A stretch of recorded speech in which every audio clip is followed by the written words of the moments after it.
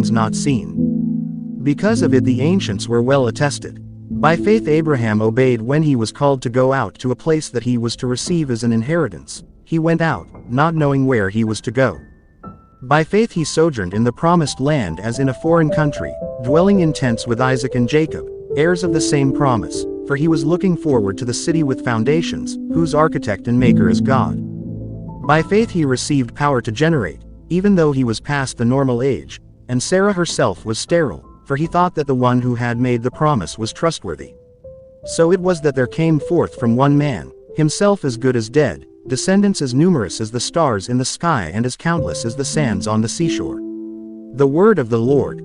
Gospel reading. A reading from the Holy Gospel according to St. Luke. Jesus said to his disciples, "Do not be afraid any longer, little flock, for your Father is pleased to give you the kingdom. Sell your belongings and give alms. Provide money bags for yourselves that do not wear out, an inexhaustible treasure in heaven that no thief can reach nor moth destroy. For where your treasure is, there also will your heart be. Gird your loins and light your lamps and be like servants who await their master's return from a wedding, ready to open immediately when he comes and knocks. Blessed are those servants whom the master finds vigilant on his arrival. Amen, I say to you, he will gird himself, have them recline at table, and proceed to wait on them.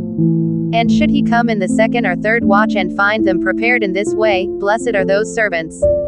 Be sure of this, if the master of the house had known the hour when the thief was coming, he would not have let his house be broken into. You also must be prepared, for at an hour you do not expect, the Son of Man will come." Then Peter said, "Lord, is this parable meant for us or for everyone?" And the Lord replied, "Who, then, is the faithful and prudent steward whom the master will put in charge of his servants to distribute the food allowance at the proper time? Blessed is that servant whom his master on arrival finds doing so. Truly, I say to you, the master will put the servant in charge of all his property. But if that servant says to himself, 'My master is delayed in coming,' and begins to beat the menservants and the maidservants, to eat and drink and get drunk, then that servant's master will come on an unexpected day and at an unknown hour and will punish the servant severely and assign him a place with the unfaithful. That servant who knew his master's will but did not make preparations nor act in accord with his will shall be beaten severely, and the servant who was ignorant of his master's will but acted in a way deserving of a severe beating shall be beaten only lightly. Much will be required of the person entrusted with much, and still more will be demanded of the person entrusted with more." The Gospel of the Lord. Or Gospel reading. A reading from the Holy Gospel according to St. Luke. Jesus said to his disciples, "Gird your loins and light your lamps and be like servants who await their master's return from a wedding, ready to open immediately